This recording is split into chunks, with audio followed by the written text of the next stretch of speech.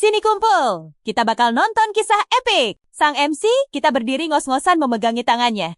Bersiap bareng timnya di depan sang Raja Iblis. Dia yakin ini akhir dari segalanya. Mereka akhirnya menyudutkan target utama. Sebagai pemilik kelas terlemah, sang mage hitam, Kai memegang dadanya yang terluka. Pikirannya melayang pada Colette. Gadis pujaan hatinya yang sedang tersenyum manis sambil membawa sebuah karangan bunga cantik di tangannya. Keringat dingin mengucur deras di wajah Kai. Tiba-tiba, sang kelas terkuat, Warrior Aries, melompat mundur menghindari serangan. Sihir yang melesat ke arahnya. Aries berteriak keras, menyuruh Kai segera menghentikan sang Raja Iblis sekarang juga. Kai langsung membalas. Segel kebutaan gelap. Lingkaran sihir raksasa muncul di bawahnya, mengeluarkan bayangan tangan gaib. Kai mengulurkan tangannya penuh tekad dan berteriak, membutakan pandangan sang Raja Iblis. Tangan-tangan gaib itu melesat cepat dan mencengkeram sang musuh. Kai berteriak menyuruh Aries segera menyelesaikan tugasnya. Tapi anehnya, senyum licik malah muncul di wajah sang warrior. Dia memegang pedangnya erat-erat, berlari ke depan sambil bergumam bahwa mereka pasti akan bertemu lagi nanti, saudaraku. Detik berikutnya, dia menusuk dada Kai, menembus ke arah Raja Iblis. MC kita benar-benar syok berat. Kai pikir Aries salah serang. Mereka berdua pun ambruk ke lantai. Aries lalu membentangkan kedua tangannya dengan gaya sombong luar biasa. Dia mengklaim berhasil menumbangkan Raja Iblis sendirian dan menjadi pahlawan sejati. Kai menoleh padanya, memohon jawaban. Coba perhatikan baik-baik. Aries membalas kenapa, lalu tersenyum gila, menutup wajahnya sendiri, dan merendahkan saudaranya cuma karena dia mage hitam biasa. Sang kakak ini merasa Kai terlalu sombong karena mencoba mencuri kejayaan mereka. Kai berteriak frustrasi, benar-benar tidak paham apa maksud ucapan licik itu. Tiba-tiba, pemegang kelas tertinggi bernama Ioner ikut membentangkan tangan sambil membenarkan letak kacamatanya dengan gaya sangat meremehkan. Sambil tersenyum sinis, dia bilang, punya mage hitam sebagai rekan kelas atas itu adalah ujian berat dari Tuhan yang luar biasa ceroboh. Kai berteriak keras, bingung setengah mati. Walaupun memakai sihir gelap, dia kan selalu membantu mereka selama ini. Tiba-tiba, sang gadis kelas langka, Magic Swordswoman bernama OA, malah tertawa terbahak-bahak. Dia menunjuki sambil mengejek pengorbanannya yang tidak dihargai sama sekali. Dia menyebut Kai sangat arogan, padahal cuma kelas rendahan. MC kita sudah banting tulang selama 5 tahun. Tinggal selangkah lagi mencapai tujuan. Saat usia 15, Tuhan memberi setiap orang peran khusus bernama kelas. Sayangnya, hari itu dia malah menjadi mage hitam, kelas sihir gelap yang dibenci karena penggunanya dianggap lebih mirip iblis daripada manusia seutuhnya. Gara-gara kutukan ini, Kai harus menanggung hinaan tiada henti. Dibilang kelas terlemah dan sekumpulan pecundang oleh semua orang. Oa lalu dengan santainya menginjak kepala Kai sambil tersenyum remeh, bilang mustahil memperlakukan anggota kelas terburuk layaknya manusia biasa. Jatah hadiah OA pasti bakal berkurang banyak kalau Kai tetap bertahan hidup. Jadi mending dia disingkirkan saja. Aries kemudian mencengkeram kuat pedang yang menancap di dada Kai dan Raja Iblis sambil bersiap menghabisinya. Saat pedang ditarik perlahan, mage hitam kita menjerit kesakitan. Pikirannya langsung melayang pada kejadian bersama Colette sebelumnya. Kalian pasti gregetan lihat ini. Ayah Colette bilang kelas mage hitam itu sangat rendahan. Jadi pertunangan mereka berdua harus dibatalkan seketika. Colette berteriak histeris, menolak keras keputusan itu karena dia tetap ingin menikahi. Sang ayah menatap tajam, bilang dia cuma mengizinkan putrinya mengucapkan selamat tinggal untuk terakhir kalinya. Kai menatap putus asa,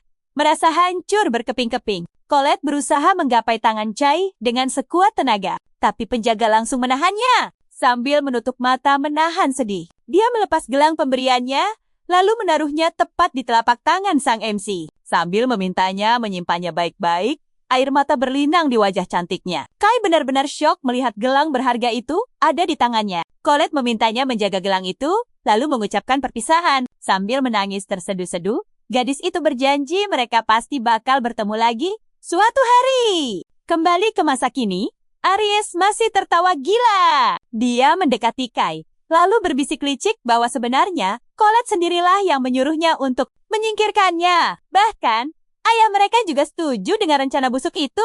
Ayah mereka adalah satria terkuat di seluruh penjuru kerajaan suci. Banyak petarung hebat lahir dari didikan sang kepala keluarga Austin yang sangat dihormati. Dulu sekali, Austen pernah bilang bahwa dia tidak sudi menampung mage hitam rendahan di rumahnya. Tapi, kalau Kai berhasil ikut serta dalam misi besar menaklukkan sang Raja Iblis mengerikan, dia boleh kembali ke keluarga Austen. Kai berlutut bingung saat itu, bertanya apa maksud dari penaklukan Raja Iblis tersebut. Ayahnya berjanji akan mengurus ulang pertunangannya dengan Colette, tapi tragisnya, tidak lama setelah momen itu, Colette malah dikurung rapat. Di istana kerajaan, dia dimanfaatkan sebagai sumber energi untuk membangun pelindung raksasa kota suci. Kalau Kai sukses mengalahkan sang musuh utama, Colette akan dibebaskan. Mereka bisa menikah dan hidup bahagia selamanya. Demi janji manis itu, Kai mengorbankan segalanya untuk meraih kepercayaan ayahnya demi membawa Colette kembali. Perjuangannya berhasil.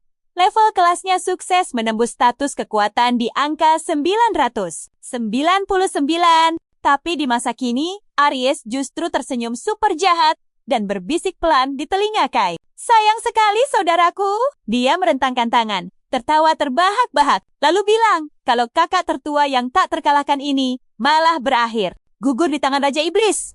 Sementara, adiknya selamat. Air mata penyesalan mengalir deras di wajah Kai. Ternyata selama ini sang ayah dan Aries cuma memanfaatkannya habis-habisan. Mengumpat kesal, Aries memegang pedangnya mantap, menyuruh Kai berhenti menjadi benalu yang sangat menyusahkan mereka. Dasar mage hitam tak berguna. Aries menyuruhnya tenang karena dia sendiri yang bakal merawat Colette. Jadi Kai lebih baik segera lenyap. Jadi apa pelajaran buat kita? Kalau tahu akhirnya begini, mending Kai bawa kabur Colette dari awal. Benar-benar bikin penasaran kelanjutannya kan? Ayo kita mulai kisah seru ini. Daripada memusingkan logika, dia hanya ingin menikmati momen kebahagiaan itu. Saat gelang pemberian Colette hancur berkeping-keping, suara melengking Colette bergema keras, memohon agar Kai tidak menutup mata selamanya. Mendengar suara pilu itu, dia merasa sangat menyesal. Pemuda itu ingin menatap wajah cantik Colette untuk terakhir kalinya. Namun sesaat kemudian, burung-burung berkicau riang di jendela kamar tempat Kai terbaring lelah. Colette berseru riang memintanya segera bangun. Sang tokoh utama kita membuka satu matanya dengan sangat kebingungan. Lalu, dia tiba-tiba bangkit duduk dan berteriak kaget. Napasnya memburu cepat.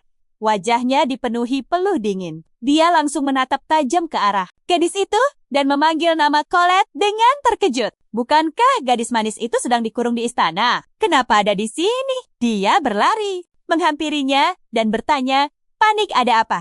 Tubuhnya basah kuyup oleh keringat. Kai memegang dadanya sendiri. Sangat kebingungan. Bukankah dia tadi terluka? Parah. Ternyata tidak ada luka sama sekali. Dia berteriak keheranan. Colette justru tersenyum manis membawa handuk dan mengucapkan selamat pagi. Gadis ceria itu mulai mencari sesuatu di dalam tasnya. Kai menatapnya lekat-lekat, menyadari ada yang aneh. Colette seharusnya sudah berusia 20-an tahun sekarang. Tapi dia terlihat begitu muda. Colette menutup mulutnya dengan canggung, lalu meminta Kai segera bergegas. Dia pasti belum sadar sepenuhnya. Hari ini sangat cerah loh. Apa dia baik-baik saja? Sang penyihir hitam tertawa kikuk dan meminta maaf, berkata bahwa tebakan gadis itu benar. Dia pasti belum sadar 100%. Nada bicaranya berubah cemas saat melihat pantulan dirinya sendiri. Di cermin, betapa kagetnya dia menyadari wajahnya juga kembali muda. Colette dengan malu-malu menyuruh Kai untuk membasuh mukanya agar sadar sepenuhnya. Lalu gadis manis itu tersenyum lebar merentangkan tangannya, mengingatkan bahwa hari ini adalah upacara penentuan kelas. Dia sangat menantikan momen istimewa ini. Keringat dingin langsung mengucur deras di wajah sang penyihir. Dia membeok kebingungan. Upacara penentuan kelas. Sekarang perhatikan baik-baik. Pemuda itu mencengkeram pundak gadis di depannya dengan heboh dan bertanya keras. Tahun berapa? Ini sekarang. Colette menatapnya penuh tanda tanya. Kai memastikan bahwa dirinya belum menjadi penyihir hitam kan? Gadis itu memiringkan kepalanya. Hah, Kai? Marinong. Apa ini cuma hayalan? Colette perlahan mendorongnya menjauh, menutupi wajahnya yang merona merah dan protes malu-malu bahwa jarak mereka terlalu dekat. Kai buru-buru minta maaf. Sang penyihir hitam meresapi sensasi nyata ini. Ini jelas bukan mimpi. Mungkinkah dia berhasil melompati waktu? Dia menatap telapak tangannya sendiri dengan sangat syok. Kenapa sudah ada tanda khusus di sana? Colette ikut memperhatikan tangannya dan berseru, takjub. Astaga, ini lambang kelas. Kenapa Kai sudah mendapatkan penentuan kelasnya lebih awal? Kai langsung menggertakkan giginya. Frustrasi. Ini sama sekali tidak masuk akal. Jika dia kembali ke masa lalu, lambang ini seharusnya belum muncul di tangannya. Sebelum hari upacara seleksi kan? Saat dia menggumamkan buka status, sebuah panel holografik bersinar terang mengonfirmasi bahwa kelasnya penyihir hitam level 999 persis sebelum hidupnya berakhir tragis. Namun dia menyadari kalimat terakhirnya yang menyatakan bahwa status diblokir karena ini login untuk kedua kalinya. Mulutnya menganga saking kagetnya. Tunggu dulu login. Kedua kalinya, fenomena gila dan super misterius ini terjadi bertubi-tubi tanpa henti. Namun satu hal yang sangat amat pasti, saat ini dia sungguh berada di masa lalu. Apakah ini murni sihir? Tidak, ini melampaui kekuatan sihir terkuat manapun. Bahkan Raja Iblis pun mustahil melakukan keajaiban ini. Dia teringat tangisan tulus Colette sebelum tak sadarkan diri. Panggilannya menyadarkan. Kai, dari lamunan panjangnya. Gadis itu berteriak memanggilnya, memintanya fokus. Dia meraih tangan Kai dan bertanya panik. Apa dia sakit? Lalu, bagaimana dengan lambang sakti ini? Tiba-tiba sebuah gelang bergemerincing jatuh ke lantai. Colette tersentak lega. Dia pikir gelang kesayangannya itu sudah hilang. Ternyata masih ada. Saat gadis itu memungutnya, kenangan lama membanjiri pikiran Kai. Pemuda itu melompat mantap dari kasur, memegang tangannya hangat, dan menyadari kebenaran mutlaknya. Gelang itu wujud kekuatan pelindung Colette, si pemilik hati suci. Kai tertawa lepas kegirangan dan berseru, "Benar, ini ulahnya." Dia memeluk gadis itu dengan sangat erat, mengatakan jika mereka tahu kejadian di masa lalu, mereka pasti bisa merombak takdir. "Kalian sepikiran denganku kan?" Colette yang super bingung menyuruhnya tenang. Kai mengingat kembali penderitaan kurungan masa depan gadis itu dan kehancuran sosok Aries. Dia wajib mengubahnya. Kai berjanji tidak akan membiarkan gadis itu menderita sendirian lagi. Mendengar kejutan itu, Colette tersipu malu, menanyakan apa maksud perkataannya barusan. Kai melepaskan pelukannya, berdiri kikuk di hadapan Colette, lalu tertawa. Sangat canggung. Dia meminta maaf karena bertindak terlalu spontan. Gadis manis itu membuang muka dengan pipi merona merah muda. Dia mengelak. Bukannya dia menolak pelukannya, tapi itu sungguh mengejutkannya. Dia kan tunangannya. Jadi, kalau Kai mau, pemuda itu melongo kaget.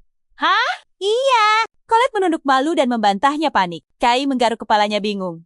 Membahas soal pertunangan ini, jika ayahnya tahu fakta bahwa dia adalah penyihir hitam yang mirip monster buas, pertunangan ini pasti hancur. Namun Colette dengan sigap memotong keraguannya dan tersenyum lebar. Colette menegaskan tidak ada bedanya antara penyihir hitam dengan kelas sihir. Hebat lainnya. Lagi pula, dia tetaplah seorang. Kai, pemuda itu menatapnya terharu. Colette, tetaplah Colette. Ketulusannya tidak berubah sedikit pun. Gadis berhati malaikat ini sama sekali tidak menjauh saat tahu kelas sihirnya sangat rendahan. Meski seisi dunia merundungnya, Colette selalu tersenyum dan mengulurkan tangannya yang hangat. Padanya, Kai tidak pernah mempercayai orang lain, tapi Colette sangat spesial. Pemuda itu lalu menatapnya mantap dan berkata lembut, "Colette." Dia dilarang kaget mendengarnya. Colette menatap penasaran ada apa. Dan percayalah, kalian wajib menyaksikan janji epik yang diucapkannya ini. Ikuti aku. Kita akan melihat cowok yang kembali dari 5 tahun di masa depan. Sosok di depannya sekarang adalah penyihir hitam level 999. Gadis itu menutup mulutnya, tak percaya. Kembali dari masa depan, levelnya 999. Cowok itu tersenyum dan ingin membuktikannya. Dia memejamkan mata, memusatkan energi sihir yang dahsyat di ujung jarinya. Bangkitlah dari tanah, Ariman dan Bam. Sesosok iblis raksasa muncul dengan auman keras, membuat Colette menjerit ketakutan. Benarkah itu iblis? Chey dengan sangat tenang mengendalikan segel sihirnya. Dia membenarkan ucapan gadis itu dan bilang, dia memanggilnya dari dunia bawah. Penyihir hitam level 999 bisa mengikat kontrak dengan iblis tertinggi. Kai sadar bahwa karena kontrak ini baru pertama kali berhasil, sihirnya masih aktif dan menjadi bukti nyata. Kalau dia bisa memakai semua sihir hitamnya tanpa masalah, dan yang paling penting, dia telah membuktikan bahwa kejadian awalnya itu sangat nyata. Dia menatap Colette dengan lembut. Mereka berdua sebenarnya sangat ingin bertemu satu sama lain di dunia nyata. Mereka akhirnya mewujudkan mimpi itu. Namun sekarang, Kai harus bergegas. Tidak, dia benar-benar kehabisan waktu berharga karena hari ini adalah upacara pemilihan kelas. Raja Iblis akan bangkit hari ini. Kai langsung mengulurkan tangannya ke arah iblis raksasa itu. Nah, perhatikan baik-baik. Saat Colette tersungkur ketakutan, iblis tertinggi itu malah tunduk dan memohon perintahnya. Colette memanggilnya dengan gemetar. Kai yang berdiri tegak di depan iblis itu menoleh, menggaruk kepalanya yang tidak gatal, dan meminta maaf karena sudah membuatnya takut. Tapi sekarang sudah jelas kan kalau dia penyihir hitam level maksimal? Dia tersenyum dan mengangguk. Sejak awal Colette tidak pernah meragukannya karena Kai takkan pernah berbohong padanya. Dengan malu-malu, Kai memanggil namanya saat gadis itu langsung bangkit, menggenggam tangannya dengan antusias. Ini sungguh luar biasa. Colette dengar 10 satria suci pun takkan sanggup mengalahkan iblis itu. Kai menjelaskan bahwa meskipun penyihir hitam tidak menguasai skill lain, mereka sanggup memakai semua jenis sihir. Mereka bebas meluncurkan banyak mantra yang super dahsyat. Keren banget kan? Kai membalas pujiannya dengan manis. Namun setelah itu, dia memejamkan mata dan menyuruh Colette untuk mendengarkan baik-baik. Gadis itu menatapnya dengan sangat serius. Kai memberitahu bahwa hari ini Colette akan mendapatkan kelas suci, sementara Aries akan mendapat kelas satria petarung. Colette sangat terkejut. Aries, petarung baru benar-benar lahir di keluarga Austin? Kai berseru kalau ini adalah bencana. Kalian pasti tahu siapa yang muncul kan? Yap, Aries tiba-tiba mengintip ke dalam ruangan, memastikan apa kakaknya memanggil. Kai menatap tajam dan menyebut namanya. Dengan panik, Colette menyapa Aries dan bertanya ada apa. Cowok itu melangkah masuk dan bertanya tentang iblis tertinggi tadi. Menyadari iblisnya sudah hilang, dia bersikap pura-pura tidak tahu. Mengalihkan pembicaraan, dia menebak kalau mereka pasti sedang membicarakan dirinya kan? Sang kandidat petarung ini menyindir bahwa mereka sedang bergosip di belakang punggungnya. Colette langsung berteriak membantah tuduhan menyebalkan itu. Namun bukannya peduli, Aries malah meletakkan tangannya di gagang pedang dan memanggil nama Colette dengan lembut. Dia melangkah mendekat, lalu berbisik sinis di telinganya. Daripada bersama pria ini, kenapa dia tidak memilih dirinya saja? Chai langsung mendorong adiknya menjauh dari Colette. Dia menyuruh adiknya pergi dari sana. Sekarang juga, Castle, Aries mulai menarik keluar pedangnya dan menantang bagaimana kalau dia menolak. Kai dengan sigap melindungi Colette di belakang badannya sambil menatap sang adik dalam diam. Colette kebingungan melihat ketegangan ini. Tiba-tiba, sebuah segel sihir menyala di lantai dekat kaki sang penyihir hitam. Petarung sombong itu mengejek tangan Kai yang gemetar sebagai tanda kelemahan. Kai menyuruhnya berhenti, dan kedua bersaudara itu saling menatap tajam dengan rahang mengeras. Suasana memanas, tapi beruntung, seorang pelayan masuk ke ruangan dan segera meminta maaf atas kelancangannya. Dia memberitahu Tuan Aries bahwa sang Duk memanggilnya sekarang. Petarung itu pun memasukkan pedangnya kembali ke sarung, berbalik, dan berkata dia akan segera datang. Kai menatap Colette dan mengajaknya untuk pergi juga, yang langsung disetujuinya. Setelah itu, mereka keluar dari ruangan dan berdiri berhadapan. Aries menatap mereka dengan penuh rasa kesal. Beberapa saat kemudian, mereka sudah berjalan santai menyusuri jalan. Kai menatap Colette, bercerita betapa dia merasa sangat bernostalgia dengan suasana kota ini dan semua orang di sekitarnya. Gadis itu tersenyum manis dan setuju. Mengingat Kai memang sudah lama tidak pulang. Tiba-tiba, seseorang memanggil. Tuan, Kai! Sang penyihir hitam sempat kebingungan mendengar panggilan gelar tuan itu. Ah, benar juga. Pria pembawa pot tanah liat itu dengan tulus berterima kasih karena Kai sudah menyingkirkan para preman waktu itu. Kai tersenyum, mengingat tidak ada seorang pun yang tahu kalau dia adalah penyihir hitam. Sambil tersenyum ceria, Colette bilang, semua orang sangat bahagia melihatnya. Itu karena Kai selalu bekerja keras demi mereka semua.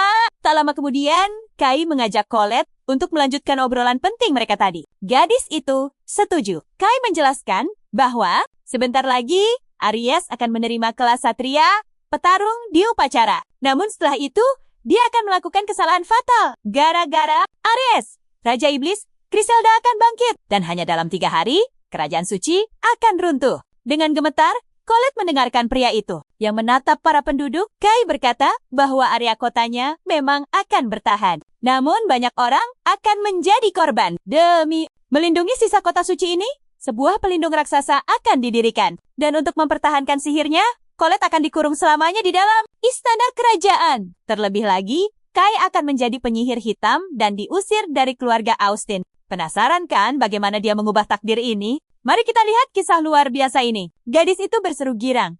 Dia sama sekali tidak ingin berpisah dan akan selalu ingin terus bersamanya. Matanya membelalak kaget. Dia merangkul pundaknya tersenyum hangat. Lalu bertanya, apakah dia mau pergi bersamanya. Dia memintanya untuk terus bersama. Wajah gadis itu merona malu.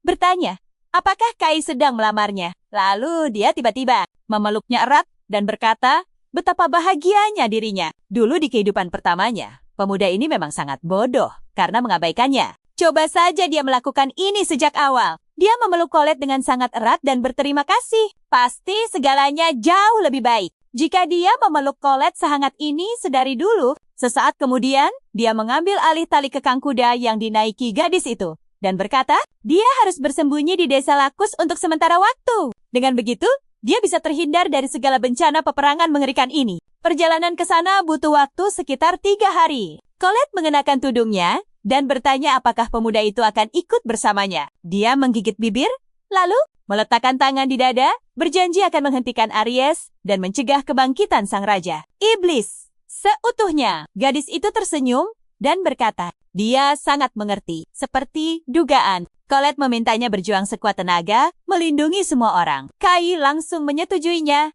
lalu berbalik dan melambaikan tangan, berkata akan setia menunggunya. Pemuda itu tidak boleh terlambat dan harus cepat menjemputnya nanti. Dia harus berjanji padanya. Kai tersenyum, berjanji akan menyelesaikan semuanya dan segera datang menjemputnya. Namun sebenarnya Colette salah sangka. Ini adalah rencana licik demi kebaikan bersama. Dia harus menyelamatkan Griselda dari cengkeraman Aries yang sangat kejam. Lalu membangun hubungan baik dengan para roh gelap. Kerjasama dengan para iblis amat diperlukan untuk menghadapi berbagai ancaman masa depan. Dia menyadari kebenaran di pertarungan sebelumnya. Griselda bilang dia akhirnya bertemu dengan musuh bebuyutannya. Sekarang perhatikan dengan saksama. Ini bagian paling serunya. Aries menggaruk belakang kepalanya dan bertanya bingung. Dia berasal dari masa lalu. Yah, kejadian aneh seperti itu memang ada. Siapa sangka sang pembawa kedamaian bisa menjadi pemicu kehancuran umat manusia itu sendiri. Jika dia berhasil menyelamatkan sahabat Griselda yaitu Sasha, mungkin saja dia bisa menghentikan kebangkitan Raja Iblis. Sesaat kemudian, Kai memusatkan energi di tangannya, membuka matanya sangat lebar, lalu mantap, berkata bahwa inilah saatnya memulai pemberontakan melawan takdir. Sementara itu, di dalam penjara bawah tanah, Aries memegang cambuknya dan bertanya, apakah dia sudah berubah pikiran? Ini peringatan terakhir. Griselda terbatuk parah. Menggertakkan giginya menahan rasa sakit. Aries menyuruh Griselda untuk segera menyingkirkan Chai. Dia bertanya dengan penuh amarah. Dia disuruh melenyapkan saudara kembarnya sendiri. Menjijik. Dia tidak sudi menerima perintah dari orang rendahan sepertinya. Aries mencambuk lantai di depannya. Berkata sepertinya wanita ini tidak tahu akibatnya jika berani membangkang. Keringat dingin mengalir di wajah Griselda. Dia menutup matanya sangat rapat. Terdapat simbol sihir menyala di belenggunya. Borgol penahan kekuatan magis. Dia memegang borgol yang mengunci lengannya. Dan berkata, andai benda ini tidak ada, dia pasti membalasnya. Aries mencondongkan tubuhnya dan menyuruhnya untuk segera. Kalian pasti gergetan melihat kelakuan pria ini. Aries menggeram dan memaksanya pergi menyingkirkan Chai sekarang karena ada ramalan bahwa sang pahlawan akan lahir hari ini. Pasti si bodoh itu. Dia sangat yakin Kai dan Colette segera menikah. Setelah semua ini berlalu, dan itu sungguh menyebalkan. Urat kekesalan muncul di wajahnya. Berteriak, tidak akan membiarkan hal itu terjadi. Colette dan gelar pahlawan itu harus menjadi miliknya seorang. Kekuatan tempur tanpa batas dari kelas ini ditunjuk oleh Tuhan sebagai entitas terkuat adalah keistimewaan mutlak. Memasuki rumah tanpa izin, merampas barang orang lain, menghancurkan properti, semua itu adalah hak istimewa pahlawan yang disahkan hukum. Dia tertawa gila dan berseru.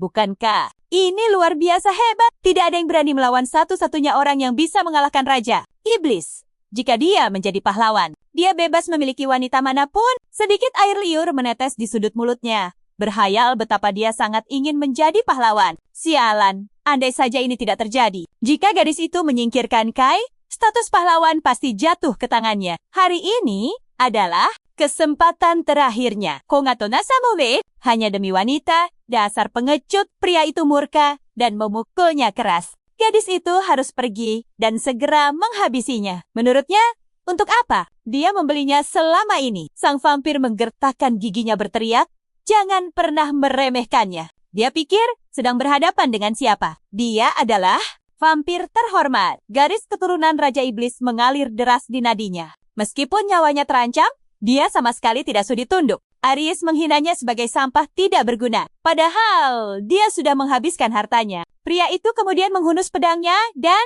berkata, biarlah terjadi sesuai keinginannya. Dia berseru akan segera melenyapkannya agar gadis itu menyesal. Griselda perlahan menutup matanya dengan pasrah. Sasha tiba-tiba berteriak memohon agar dia segera berhenti. Dia memohon ampun. Aries meliriknya.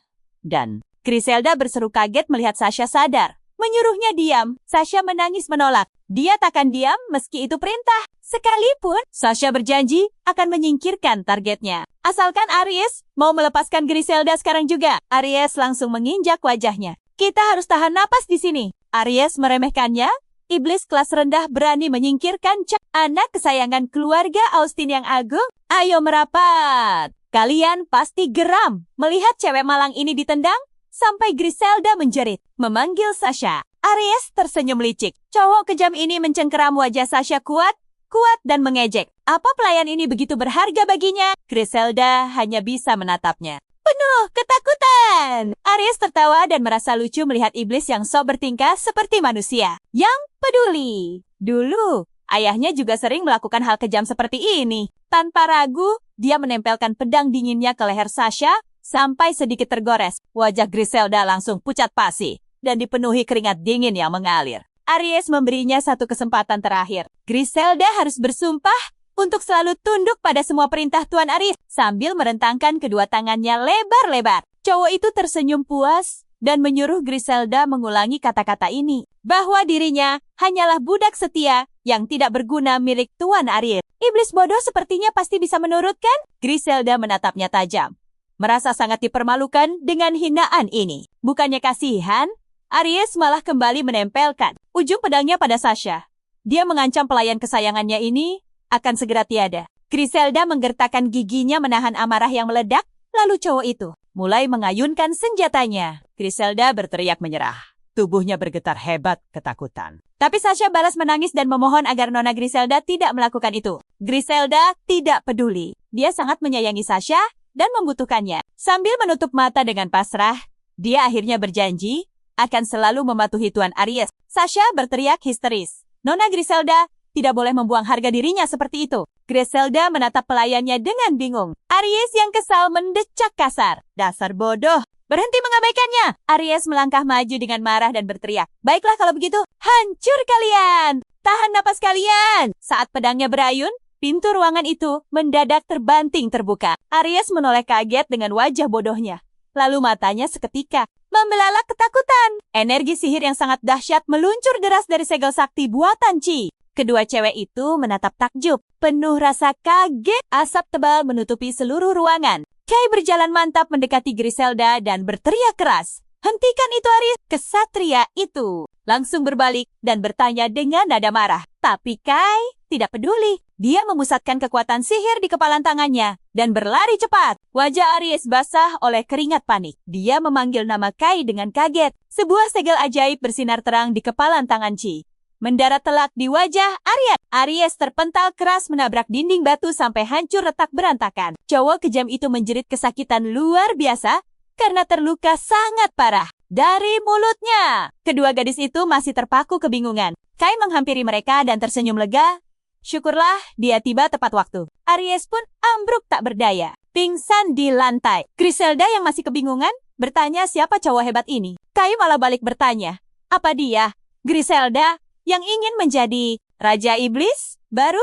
Gadis itu terkejut mendengar kata raja. Kai lalu menoleh pada gadis iblis yang malang di sebelahnya dan memastikan apakah itu Sasha. Sasha langsung memanggil Nona Griselda. Kai mendengus kesal melihat kondisi mereka. Dasar Aries si brengsek jahat. Griselda menatap sang pahlawan dengan serius. Lalu bertanya dari mana cowok ini tahu nama mereka. Kai menyuruhnya, tenang dulu. Dia mengangkat tangan perlahan dan merapal sihir pemulihan bernama Dark Heal ke arah Sasha. Cahaya energi menyelimuti tubuh gadis itu dan semua lukanya langsung sembuh. Sasha takjub menyadari ini adalah sihir kegelapan. Griselda berteriak kaget melihat penyembuhan instan yang luar biasa itu. Kai lalu mengulurkan tangannya pada Griselda dan berjanji akan memulihkan kondisinya juga. Dulu, Kai mengira Griselda adalah musuh besarnya. Tapi sosok di depannya ini bukanlah Raja Iblis kejam yang menumbangkan banyak orang. Dia hanyalah seorang gadis remaja yang dipaksa menjadi budak. Kai menggunakan Dark Heal padanya. Energi hangat langsung membungkus tubuh mungilnya dengan sangat lembut. Setelah itu, Kai merapal sihir penghancur belenggu. Rantai berat di tangan dan kaki gadis itu langsung hancur berkeping-keping. Griselda menatap kedua tangannya. Kalian lihat itu kan? Luka parahnya menghilang seketika. Kutukan budak yang menjijikan itu lenyap tanpa sisa. Keren banget. Griselda menyentuh pipinya dengan takjub. Dalam sekejap mata, keajaiban terjadi. Dia memanggil nama Sasha dengan penuh haru.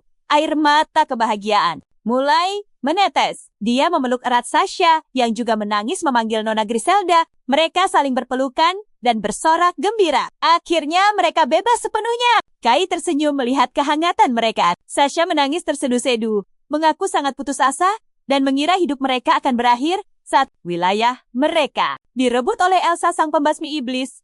Kai mengerutkan kening dan bertanya, Elsa, maksudnya gadis pendekar pedang sihir berambut merah itu? Griselda langsung menoleh kaget dan bertanya, apakah cowok ini mengenalnya? Kai mengangguk santai. Seketika kedua gadis itu menatapnya dengan sangat tajam dan marah. Sasha berteriak penuh emosi, menuduh Kai bersekongkol dengan wanita jahat itu.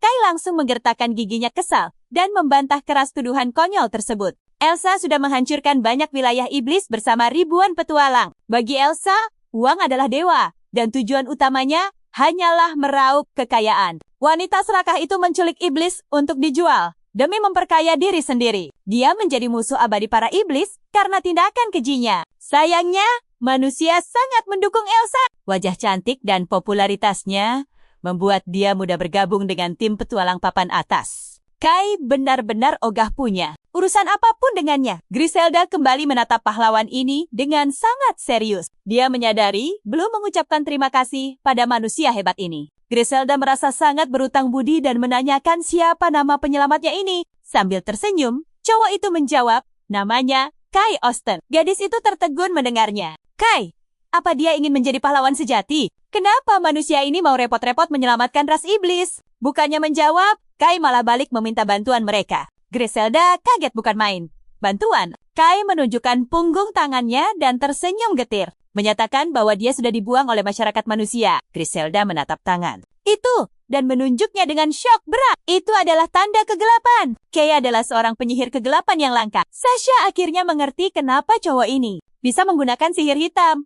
Tapi aneh banget kan? Bagaimana anak semuda ini bisa menguasai dua sihir tingkat tinggi? Griselda sampai kehabisan kata-kata melihatnya. Nah, coba kalian pikir, meski sudah menolong mereka, Kai memegang dagunya dengan cemas. Apa sebenarnya niat tersembunyi Ariet? Sini kumpul, kita lanjut ceritanya. Kai menatap sang vampir, dan Nona Griselda akhirnya bilang dia percaya padanya. Sasha lalu menyebutkan kalau Ariet bilang ingin menyingkirkan Kai demi gelar pahlawan. Sang penyihir kegelapan spontan berteriak kebingungan mendengarnya. Yang benar saja, Aries benar-benar berniat melenyapkannya. Tepat saat itu, Griselda mengangkat jari telunjuknya ke atas dan berkata dengan nada tegas, tentu saja dia menolaknya. Raja sehebat dirinya takkan sudi membantu penjahat licik. Sasha tersenyum kagum mendengarnya. Lalu, Griselda menoleh ke arah Kai dan bilang tanpanya, dia pasti sudah kehilangan teman pentingnya. Kai tiba-tiba teringat bagaimana wanita itu dulu berubah menjadi Raja Iblis.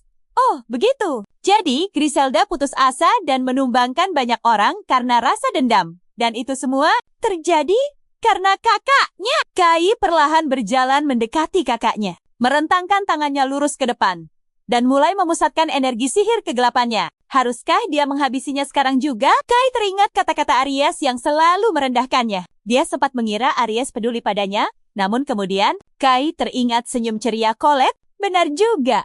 Jika Aries lenyap, gadis itu pasti akan sangat terpukul. Tiba-tiba Griselda berjalan menghampiri dirinya dan bertanya, apa yang akan Kai lakukan sekarang? Kai memejamkan matanya, lalu dengan pose berpikir, menempelkan jari ke dagunya. Setelah itu, dia menepuk jidatnya sendiri. Sebuah gumpalan energi sihir misterius tiba-tiba muncul di telapak tangannya, membuat Griselda menatapnya. Perhatikan baik-baik bagian ini. Gumpalan energi itu berubah wujud menjadi seekor kadal kecil, lalu merayap pelan masuk ke mulut Aries. Sasha menunduk untuk memeriksanya lebih dekat dan bilang kadalnya masuk ke mulutnya. Griselda penasaran, apakah ini semacam kutukan? Protagonis kita dengan santai memuji tebakannya yang sangat tepat, sementara wajah Aries mulai dipenuhi tanda aneh. Griselda menoleh ke Kai dan bertanya, "Kutukan jenis apa ini?" Kai menatap kakaknya dan bilang kutukan ini akan membuat hidupnya hancur. Sasha memastikan, "Benar-benar hancur." Kai tersenyum sinis dan menyuruhnya.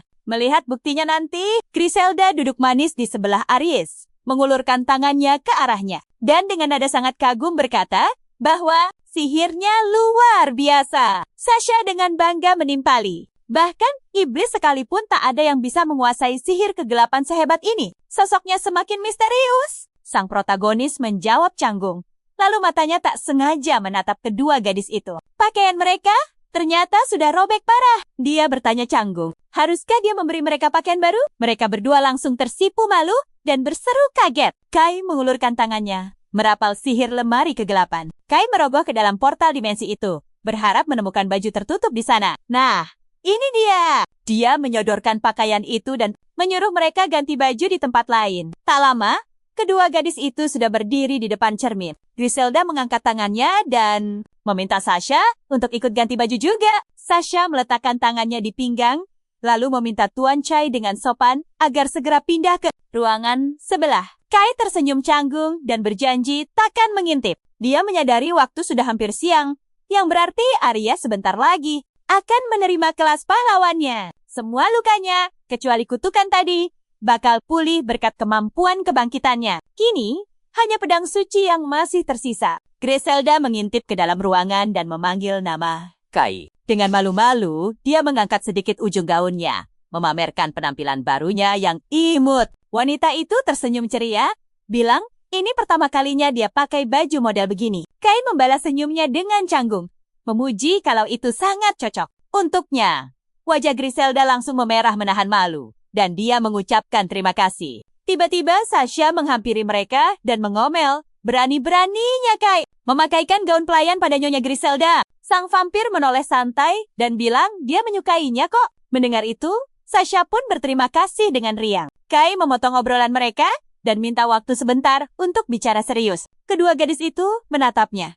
Sementara Kai bilang, ada hal penting yang harus ia jelaskan. Nah, kalian sudah tebak belum rahasianya? Setelah duduk saling berhadapan, Kai menceritakan semuanya, membuat Griselda menjerit kaget. Tunggu dulu, dia penjelajah waktu, dan dia adalah Raja Iblis. Apa ini sungguhan? Kai mengangguk, bilang bukan cuma itu. Di masa depan, Aries telah mengalahkannya secara curang, dan tim petualangnya sendiri berkhianat padanya. Kai mengertakkan giginya, menundukkan kepala, dan dengan suara berat berkata, itulah sebabnya. Dia tak lagi percaya pada siapapun, apalagi pahlawan. Sasha teringat sihir pemulihan Kai yang sakti, dan menyadari semuanya, kini masuk akal. Jika Kai benar-benar dari masa depan, pantas saja kemampuan sihirnya sangat luar biasa. Dia juga merasa ramalan tentang Nona Griselda itu bakal jadi Raja Iblis, sungguh bisa dipercaya. Griselda tersenyum dan bilang, kalau Kai memang berniat menipu mereka, dia pasti bakal mengarang cerita kebohongan yang jauh lebih masuk akal.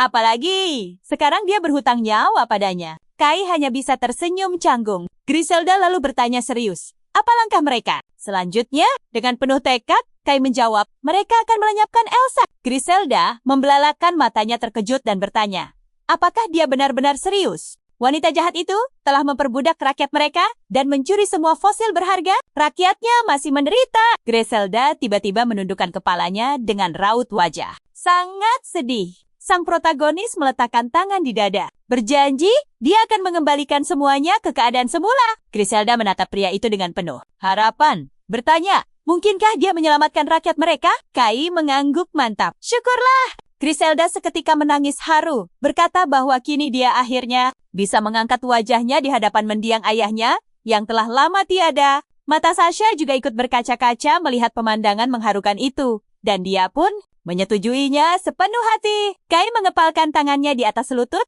lalu mengajukan satu syarat. Sebagai gantinya, bisakah mereka membiarkan dia dan Colette tinggal menetap di sini?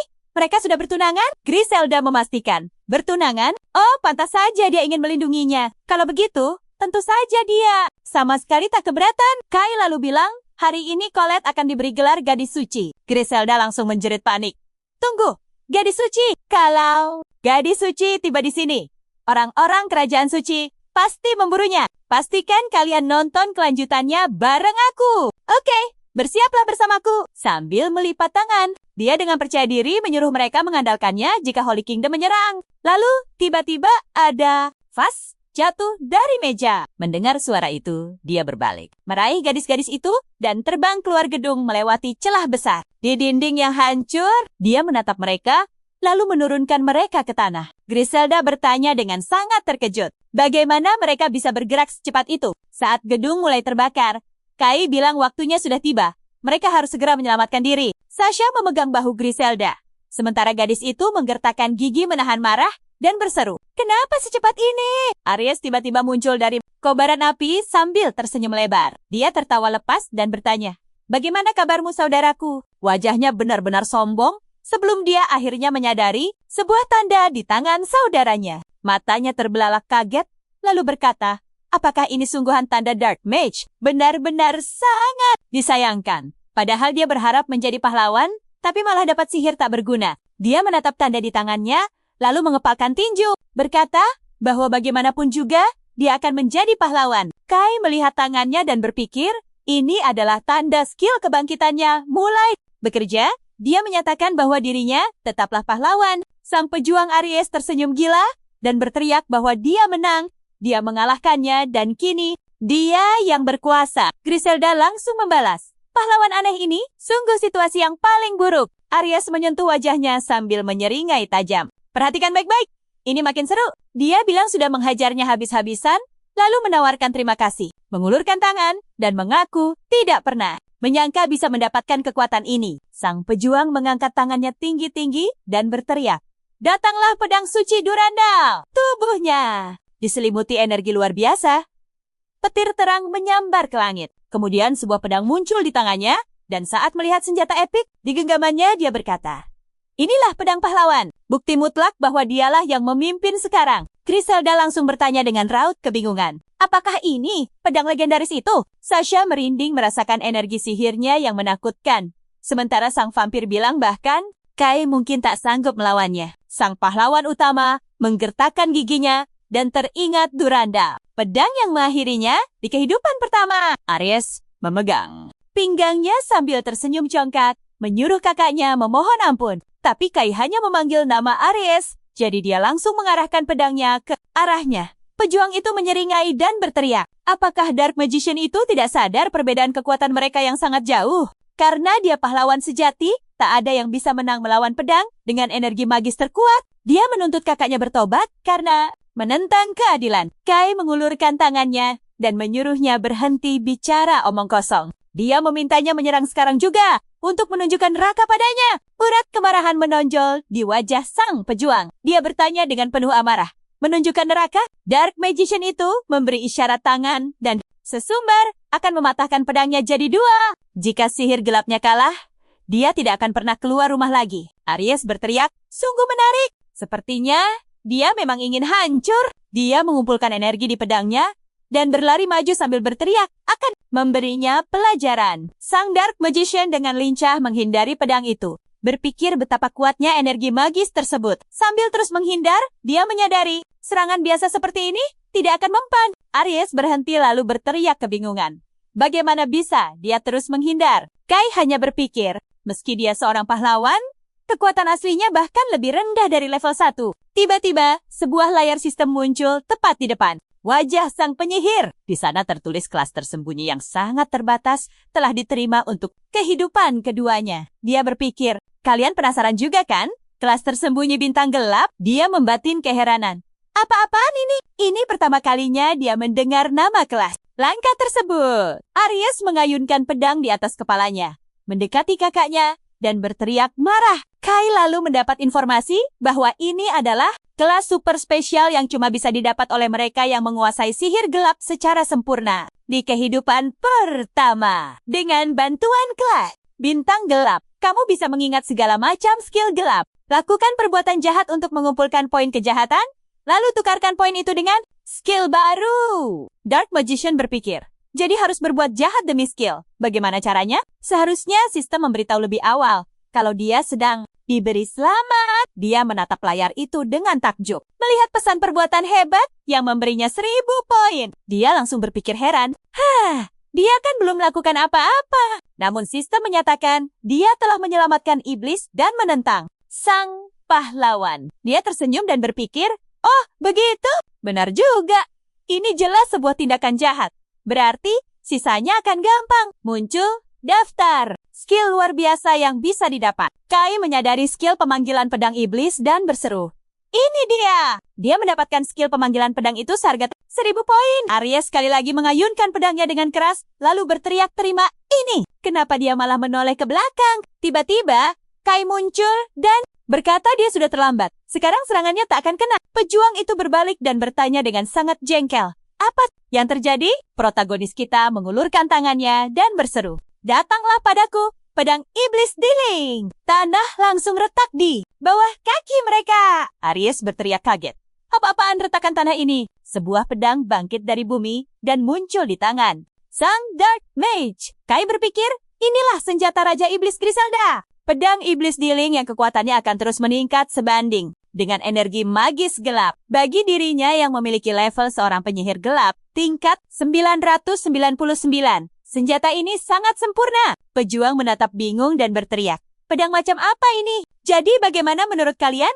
Luar biasa kan? Kai memasang kuda-kuda bertarung dengan pedang iblis di tangannya sambil tersenyum menatapnya dari atas. Mari kita mulai teman-teman. Pedang itu tiba-tiba menyerap energi magis gelap yang super dahsyat. Karakter utama kita merentangkan tangannya. Sambil mengamati senjata itu, dia bingung. Benda aneh macam apa ini? Para gadis menatap. Pedang itu lekat-lekat. Griselda teriak histeris. Itu pedang iblis ayahnya. Sasha cuma bisa bengong. Mulutnya nganga. Aries dengar itu dan kaget banget. Apa benar itu pedang iblis? Kai langsung mengayunkan senjata itu ke atas kepala lawannya. Rambut Aries sampai terpotong. Dia panik dan berteriak ketakutan. Kemana arah serangannya? Bangunan di belakangnya runtuh berantakan dan semuanya hangus terbakar. Kai rupanya membelah gedung-gedung itu.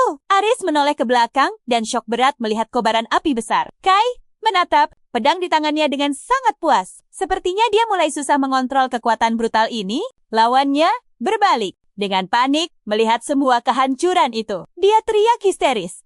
Apa-apaan ini? Apa ini kekuatan asli pedang iblis? Kai mengerutkan dahi dan mikir. Sebenarnya bukan itu masalahnya. Energi magisnya itu cuma terkonsentrasi menjadi daya hancur murni.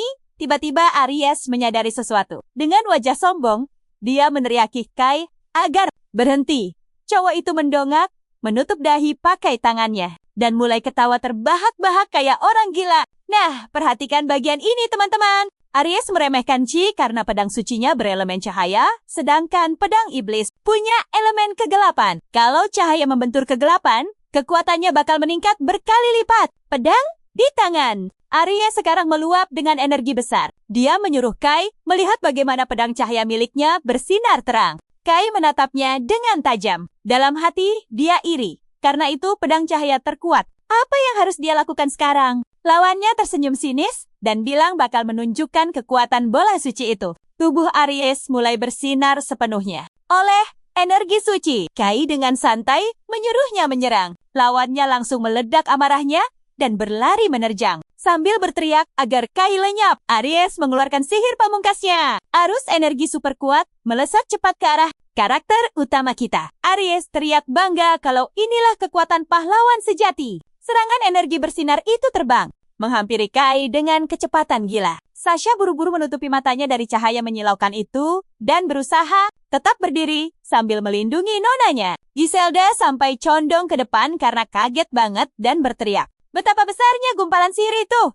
Mustahil buat menghindar. Kalau sampai kena, Kai pasti hancur. Energi itu menggantung di dekat Kai dan membuatnya kaget. Terjadilah ledakan dahsyat yang menyisakan lubang kawah raksasa. Aries berdiri menatap lubang kosong itu. Sasha sangat syok. Dia dan nonanya sungguh tidak percaya. Aries menghela napas bangga, lalu tersenyum puas. Dia ketawa histeris dan teriak kalau Kai sudah lenyap. Tak tersisa.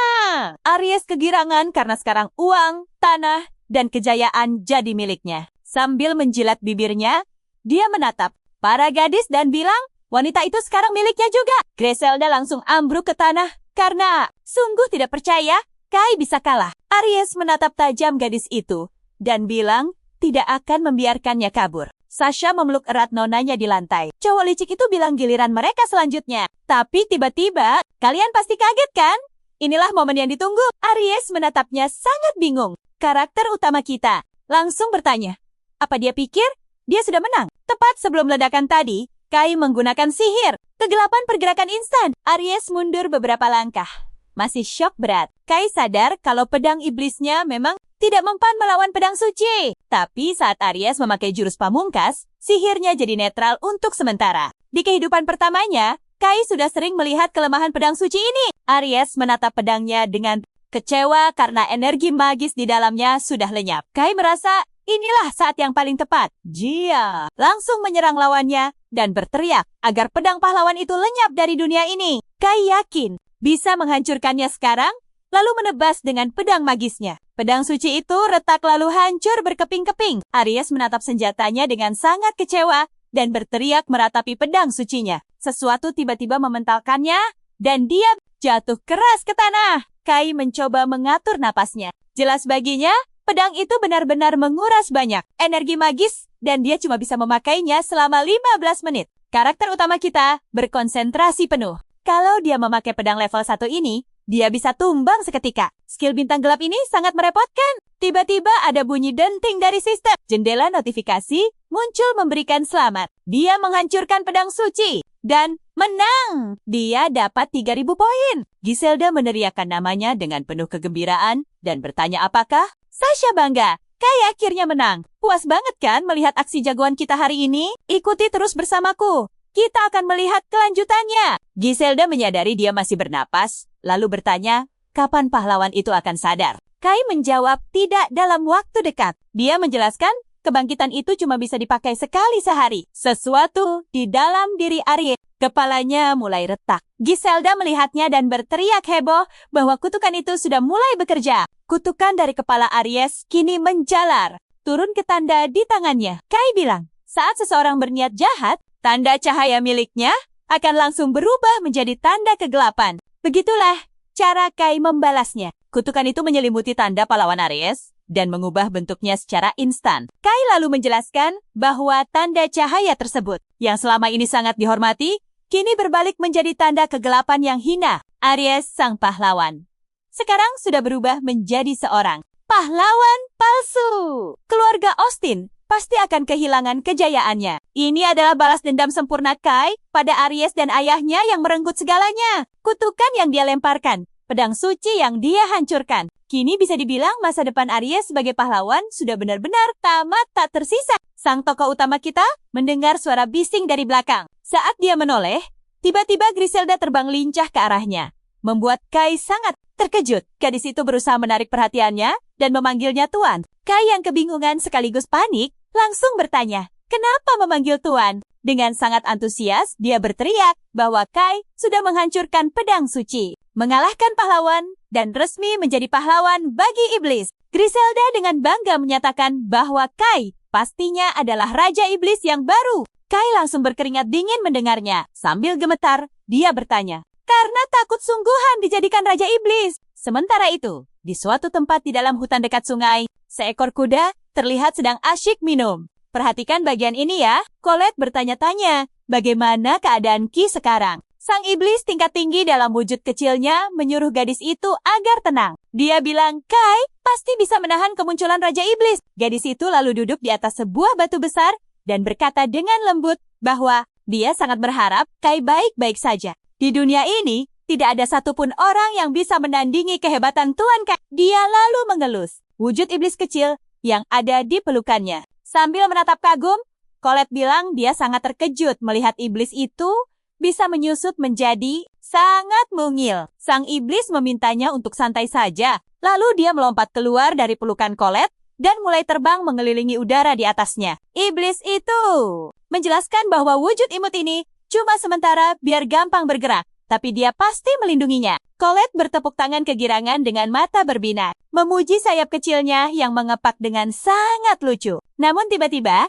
iblis itu menyadari sesuatu di kejauhan dan langsung memberitahu Colette bahwa para satria suci dari ibu kota suci sedang menuju ke arah mereka dan mereka harus segera bersembunyi. Colette kebingungan.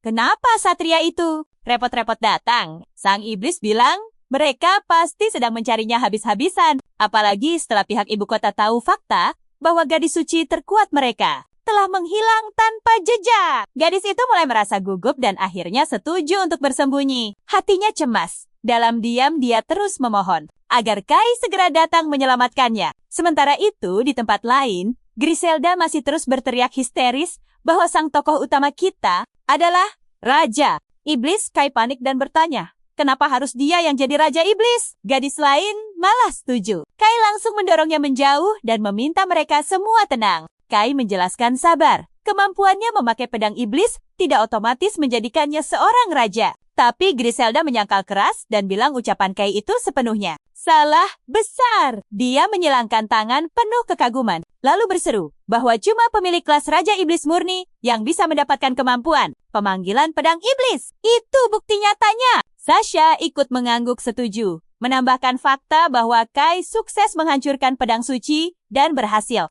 menumbangkan sang pahlawan utama. Tidak ada Raja Iblis pendahulu yang pernah mencapai prestasi gila ini. Kaimu adalah satu-satunya sosok yang pantas menyandang gelar Raja Iblis terkuat. Kalian juga merasa Kai sedang dalam masalah besar kan? Dia sadar gadis-gadis ini benar-benar percaya bahwa dirinya adalah sang Raja Iblis sungguhan. Tapi pikirnya, kalau iblis-iblis ini menerimanya, itu bisa jadi keuntungan besar baginya. Kai menatap mereka semua dengan sangat serius, lalu dengan mantap mengakui bahwa dia adalah Raja Iblis. Griselda tersenyum lebar dan bilang, untuk menjadi Raja Iblis yang resmi, dia hanya perlu melakukan satu hal mudah, yaitu membuat kontrak pelayan. Sang tokoh utama kita jelas sangat kaget mendengar informasi. Mendadak ini, gadis itu menatapnya bingung. Bertanya, apakah benar-benar tidak tahu soal itu sama sekali? Dia pun mulai menjelaskan bahwa kontrak pelayan adalah kemampuan mutlak milik Raja Iblis. Siapapun yang terikat kontrak ini akan langsung menerima kelas khusus dari sang Raja Iblis. Lalu kekuatannya berlipat ganda. Sebagai gantinya, mereka bersumpah tunduk mutlak padanya. Kai bergumam heran. Pelayan, dia sama sekali tidak merasa punya kemampuan seperti itu dalam statusnya. Tanpa buang waktu, dia membuka jendela informasi sistem miliknya dan mulai memeriksa. Tiba-tiba, matanya terbelalak melihat sebuah kemampuan baru yang siap untuk dibuka. Kai yakin inilah yang mereka maksud. Di panel itu tertulis jelas. Kontrak pelayan 300. Syarat membuka kekuatannya. Hancurkan pedang suci milik pahlawan. Kai akhirnya mengerti. Ternyata setelah pertarungan epik tadi, dia sudah memenuhi semua syarat gilanya. Sekarang dia bisa melihat kelas-kelas yang bisa dia berikan melalui kontrak tersebut. Kapten Iblis meningkatkan serangan target sebanyak 12 kali lipat dan memberikannya 1 kemampuan dari Raja Iblis. Syaratnya, kamu hanya bisa membuat 16 kapten sihir. Lalu, ada prajurit iblis, di mana semua status bawahannya meningkat 1,5 kali lipat secara instan. Targetnya juga akan diberi 2 kemampuan kuat dari Raja Iblis. Syaratnya, kamu hanya bisa merekrut 8 prajurit iblis. Terakhir, ada kemampuan kelas Raja Surgawi. Semua status target meningkat 2 kali lipat penuh. Dan target akan mendapat 3 kemampuan langka dari Raja Iblis. Tapi batasnya hanya 4 orang. Sampai sini, kamu dan aku pasti paham kan? Kenapa Kai sangat ditakuti sekarang? Sini kumpul, kita lihat kontrak gila ini. Protagonis kita melihat catatan kalau kontrak ini sah hanya dengan persetujuan kedua pihak. Kelas bisa diubah atau bahkan dihapus total. Tapi ingat, siapapun yang berani menentang, sang master akan dihabisi. Kai kaget setengah mati dan berteriak, dihabis. Dia baru sadar dan bertanya, apakah ini kontrak sungguhan? Griselda mengangguk. Mantap, ayahnya pernah bilang, seseorang wajib bersumpah setia kepada sosok Raja Iblis yang baru. Dia terang-terangan percaya pada Kai dan merasa tidak ada ruginya. Protagonis kita akhirnya luluh dan setuju dengan keputusannya, mengepalkan tangannya. Dia bilang karena mereka sudah sepakat. Griselda membenarkan, memang itu keinginan mereka. Sasha juga ikut menyela bahwa ini adalah sebuah kehormatan. Kedua gadis itu berlutut dengan satu kaki sebagai tanda hormat dan ketundukan mutlak. Sesuatu berbunyi, Kai mendapat notifikasi skill kontrak pelayan. Dia langsung mengulurkan tangannya yang kini memiliki sebuah tanda sihir dan berkata akan memberi Sasha kelas prajurit iblis. Gadis itu terkesiap, seolah tak percaya, dan bertanya lagi, apakah dia benar-benar diberikan kelas prajurit? Griselda menepuk bahunya, meyakinkan bahwa prajurit iblis itu dipilih bukan cuma karena kekuatan. Kesetiaan adalah segalanya. Dengan mata berbinar penuh harapan, Sasha menatap nonanya. Kai hanya bisa melihat ke arah gadis itu. Nah, Perhatikan baik-baik. Sasha memejamkan mata, memanggil masternya, dan dengan sangat mantap memintanya untuk menjadikannya prajurit iblis. Dia bersumpah setia sepenuhnya. Kai setuju, lalu mengarahkan tangannya yang penuh run sihir tepat di depannya. Meresmikan kelas prajurit iblis untuknya. Tanda sihir muncul di tangannya. Sasha merasakan lonjakan kekuatan luar biasa dan berseru bahwa energi mengalir deras di tubuhnya. Dia bersinar terang. Griselda sampai ternganga kaget. Lalu berteriak bahwa ini benar-benar kontrak pelayan tingkat tinggi. Kai ikut terkejut, memikirkan apa arti sebenarnya dari prajurit iblis. Kini giliran Griselda memanggilnya master. Dengan penuh tekad, dia meminta kekuatan besar untuk bisa melindungi seluruh ras iblis. Dia meminta kelas Raja Surgawi dan langsung bersumpah setia. Kai membatin. Ini Griselda yang sama, yang dulu diproyeksikan untuk menjadi Raja Iblis sendiri. Potensinya tidak main-main. Dia menatap tangannya, benar-benar tidak pernah menyangka hari di mana dia mengikat kontrak pelayan dengan sosok yang sekelas Raja Iblis sungguhan. Protagonis kita ini benar-benar tidak ada tandingannya. Kay setuju, lalu menempelkan tangan penuh run sihirnya di depan kepala Griselda. Dia mengumumkan pemberian kelas epik, Raja Surgawi. Boom! Pilar energi gelap raksasa mendadak meledak di atas rumah. Kai dan Sasha menatap Griselda dengan syok. Dia sangat ketakutan. Griselda memancarkan aura gelap yang luar biasa mengerikan. Sasha sampai memanggil nama nonanya. Panik memastikan dia masih sadar. Tapi Griselda malah mengangkat tinjunya dan berteriak kegirangan. Kini, sebagian kekuatan sang master mengalir di nadinya. Dia telah menjelma menjadi Raja Surgawi yang siap membuat Kai bangga. Protagonis kita menatapnya penuh rasa kagum luar biasa dan berkata, "Ini barulah aura sejati Raja Iblis, Griselda." Sasha langsung mengucapkan selamat atas kelas barunya. Griselda berdiri dengan sangat bangga dan penuh kemenangan. Dia menyatakan mereka kini bawahan Tuan Chi yang berhasil mengalahkan sang pahlawan. Sasha merenung dan setuju. Sekarang, dia juga harus sekuat itu. Griselda berteriak antusias, menyadari kekuatannya melonjak tajam. Bersama Master, mereka akan menciptakan dunia baru. Bagi para iblis, kedua gadis itu berpelukan penuh kebahagiaan. Sasha mengangguk semangat. Di sisi lain, Kai hanya berdiri, menatap mereka, membatin bahwa dia sudah mengalahkan Aries dan mendapat Raja Iblis sebagai rekannya. Takdir jelas sudah berubah total. Tapi tahan dulu, suara aneh tiba-tiba memecah lamunannya. Dia berbalik. Dan boom, pasukan ayahnya sudah mengepung. Ayahnya murka habis-habisan. Menarik pedangnya. Dia berteriak, bagaimana anak bodohnya ini mau menjelaskan situasinya? Sang Satria Suci, Satria Surgawi sekaligus komandan, mengamuk bertanya, bagaimana Aries bisa kalah? Memasang kuda-kuda bertarung, dia terus mendesak putranya.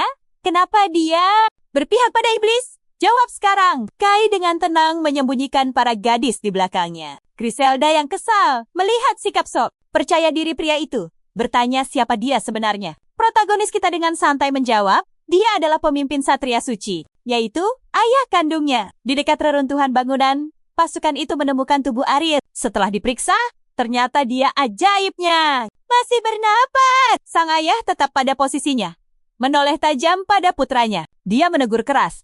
Kenapa Kai tidak berani muncul? Di upacara promosi kelas, sibuk apa dia? Dengan seringai, Kai membalas bahwa dia adalah penyihir hitam. Ayahnya langsung syok, berat dan membentak. Bukankah dia seharusnya menjadi pahlawan? Kai tertawa lepas, memamerkan tanda di tangannya. Dia mendeklarasikan bahwa, kini, putranya akan menjadi Raja Iblis. Ayahnya langsung berkeringat dingin, menunjuk dengan tangan gemetar. Berteriak bahwa itu adalah tanda kutukan. Kegelapan! Jadi dia benar-benar penyihir hitam. Kai menyebut ayahnya bodoh, dan dengan lantang menegaskan tekadnya untuk menjadi Raja Iblis. Mengabaikan harga diri keluarga Austin demi keadilan palsu. Kai mengepalkan tangannya kuat-kuat, tertawa sinis, dan membalikkan kata-kata itu. Keadilan? Dia lantang berkata. Masa kecilnya sudah cukup menjadi saksi keadilan busuk ayahnya, menyiksa dan menindas orang lain. Protagonis kita membatin. Pria ini menyembunyikan lahirnya Raja Iblis, membuang anak kandungnya, lalu bahkan memerintahkan untuk menghabisinya. Menurut kalian, ini keadilan? Jelas tidak. Hanya ego Satria Surgawi. Jika ini yang disebut keadilan olehnya, persetan dengan itu. Siap-siap? Ya, kita mulai aksi seru ini. Gui dengan garang mengarahkan pedangnya, mengancam sang putra agar tidak berharap bisa hidup tenang seperti dulu lagi. Mendapat kelas rendahan, Kai menyuruhnya santai saja. Dia dengan lantang menyatakan bahwa Gui kini bukan lagi bagian dari keluarga Austin. Lalu dia menjentikan jarinya dan mengusir ayahnya itu. Tiba-tiba, kobaran api besar meledak di belakang pasukan Gui. Sang ayah menoleh ke belakang dan langsung panik karena bukan cuma satu bangunan yang terbakar, melainkan seluruh wilayah itu. Gui menjerit kaget, menanyakan apa ini. Sementara pasukannya ikut berteriak histeris, menyadari bahwa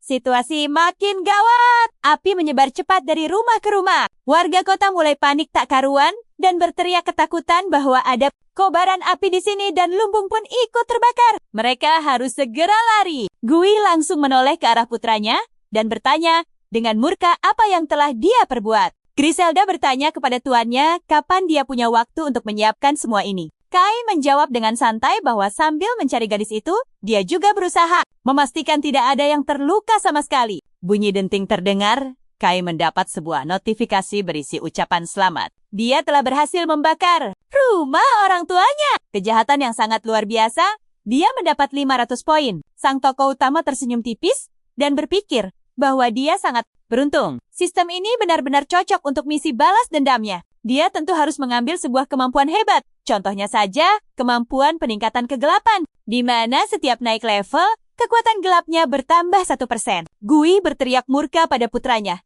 menanyakan kelancangannya. Kai lalu membalas tegaskan kepadanya, bahwa keluarga Austin itu memang pantas lenyap. Itulah bentuk keadilannya. Gui menjerit sekencang-kencangnya, memerintahkan pasukannya untuk segera menumbang putranya itu, berteriak bahwa dia bukan anaknya lagi. Pasukan itu langsung mengepung sang protagonis. Mereka mencoba menyerang maju pakai tombak. Tetapi Kai berjalan pergi begitu saja. Energi gelap dari punggungnya seketika menumbangkan semua prajurit yang mencoba menyerangnya. Dia lalu menyuruh mereka semua untuk beristirahat sejenak. Gui langsung berlari menerjang putranya membawa pedang. Dia berteriak penuh amarah, melarangnya berpikir bisa kabur begitu saja karena semua prajurit itu hanya sekadar bidak catur baginya. Kai menjawab santai bahwa dia sudah menduganya. Dia memusatkan energi gelap di telapak tangannya dan berteriak memanggil Tiling agar muncul. Nah, perhatikan baik-baik. Pedang legendaris yang dulu menghancurkan pahlawan kini muncul di tangannya. Sang tokoh utama bersiap melakukan duel pedang sungguhan melawan ayahnya sendiri. Wajah mereka menegang karena beradu kekuatan mati-matian menahan posisi masing-masing. Gui berteriak kaget menyadari pedang kuat itu ada di tangan sang putra. Tiba-tiba tangannya terpental ke atas. Gui benar-benar tidak paham situasinya. Kai mengayunkan pedangnya dan dengan satu gerakan mantap menebas putus tangan ayahnya. Gui menjerit kesakitan luar biasa saat tangan beserta pedangnya jatuh berdebum ke tanah. Seorang prajurit buru-buru berlari panik menghampiri sang komandan lalu menyerahkan pedang dari tanah kepadanya. Gui mengerang menahan rasa sakit. Dia berteriak kencang pada putranya bahwa senjata itu benar-benar sebuah pedang iblis. Apa dia sudah memutuskan untuk berhenti menjadi manusia? Gui berlutut dengan pose percaya diri, meremehkan bahwa dia takkan bisa dijatuhkan oleh serangan ini. Dia langsung menggunakan sihir spesial Satria Surgawi, pemulihan tingkat Satria. Gui dengan sombong mengatakan bahwa dia masih punya satu tangan. Dalam sekejap, namun tiba-tiba dia sadar bahwa entah kenapa tangannya sama sekali tidak pulih. Kembali, Kai menjawab tenang bahwa sang ayah akhirnya menyadari efek sihir segel abadi pada tubuhnya yang memblokir sihir pemulihan apapun. Sang tokoh utama sempat mengingat bahwa dia diam-diam sudah merapalkannya sebelum menebas tangan ayahnya tadi. Berkat bantuan sihir kutukan level paling tinggi yang berada di level 850.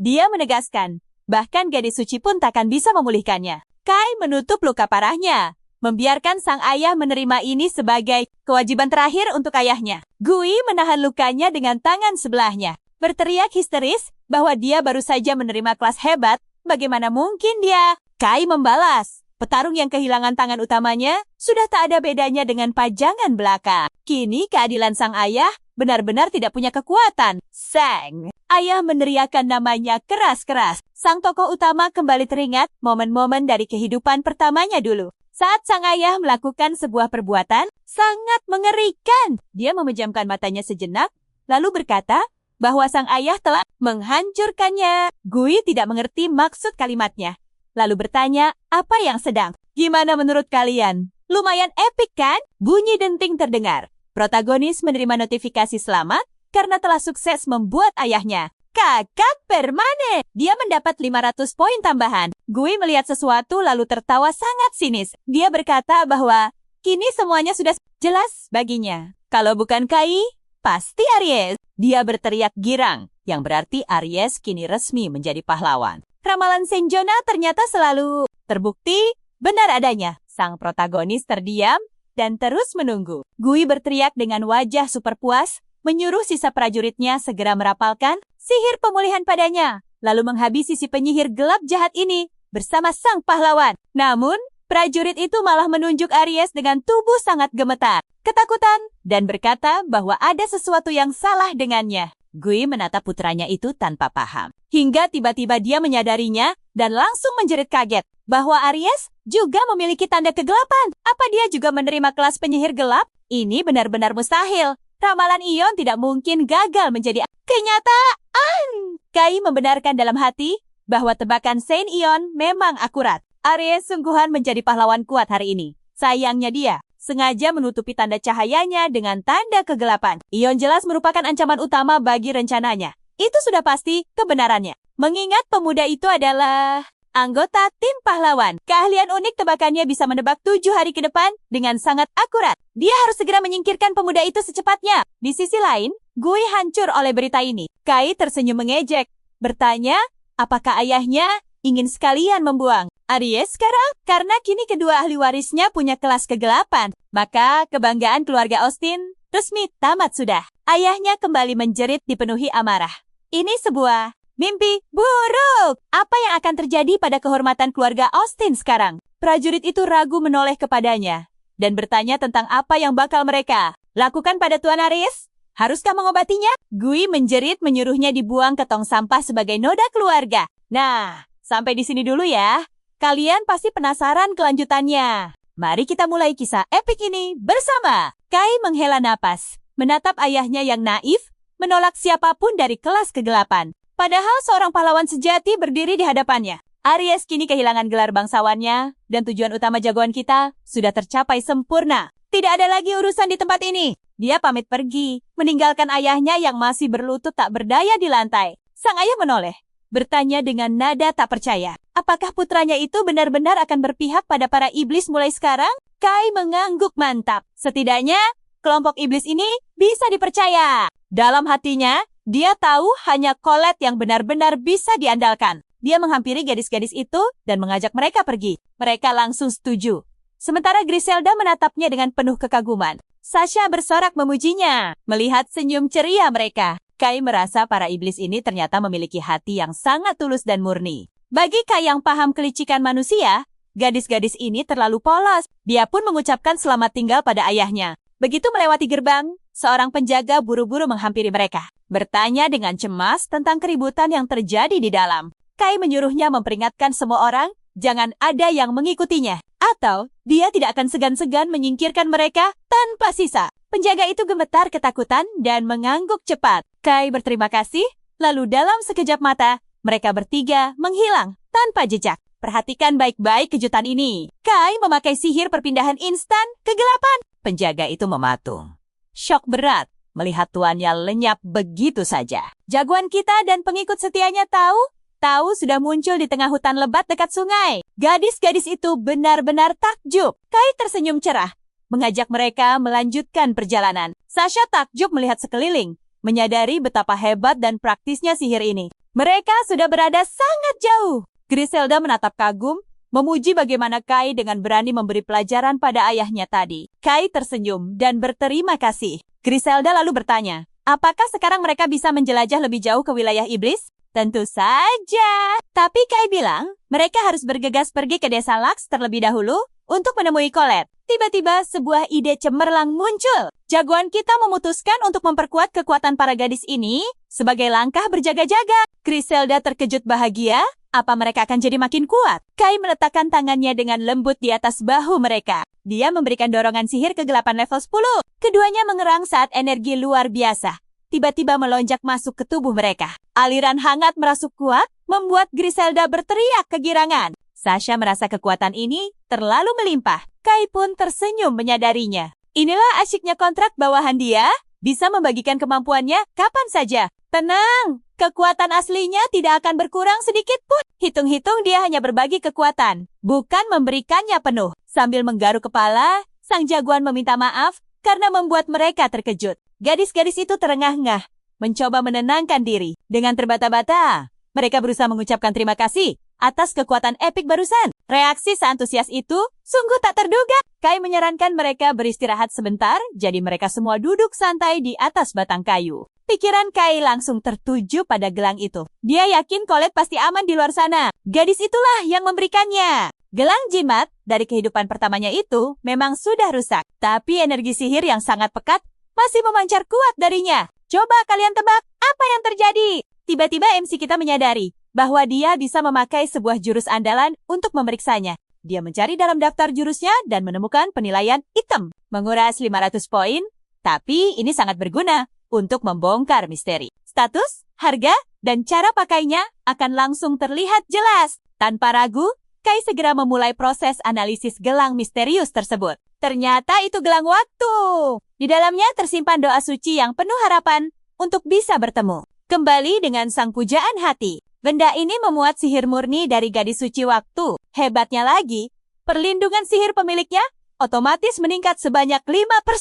Mata Kai membelalak kaget. Tebakannya benar. Berkat keajaiban gelang dari Colette inilah, dia mendapat kesempatan kedua untuk hidup kembali. Potongan kenangan dari kehidupan pertamanya berputar kembali. Dia menggenggam erat gelang itu, dipenuhi rasa syukur yang sangat mendalam pada Colette. Karena dialah keluarga Austin yang memisahkan mereka berhasil dihancurkan. Kini masa depan ada di tangannya. Dan mereka pasti akan bahagia. Fakta mengejutkan, Colette rupanya sang gadis suci waktu. Jangan-jangan dia juga menyembunyikan kelas rahasia yang jauh lebih luar biasa.